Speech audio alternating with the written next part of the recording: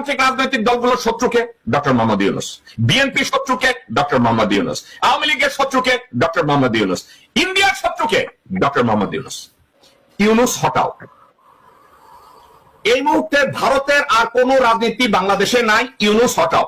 কারণ একটা, ইউনূসকে প্রধানমন্ত্রীর চেয়ারে রেখে ইউরোপে তারা ষড়যন্ত্র করতে পারছে না।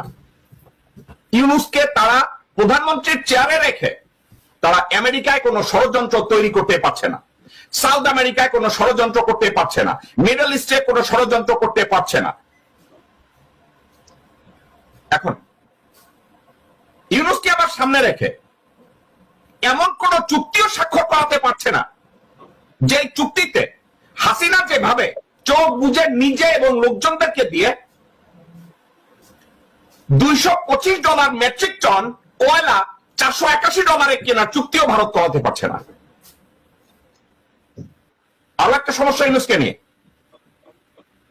চারিদিকে বাংলা ভাই বানাইয়া পাতানো জঙ্গি তৎপরতা চালিয়ে বেগম জিয়া অথবা হাসিনাকে থামানো যেত যে চায়নার সাথে যাইও না, কিন্তু ডক্টর ইউনূস এমনই মাথাভাঙ্গারে ভাই, নোয়াখালীর ভাষায় কইতে হয় কোনো কিছুতেই কামইত না।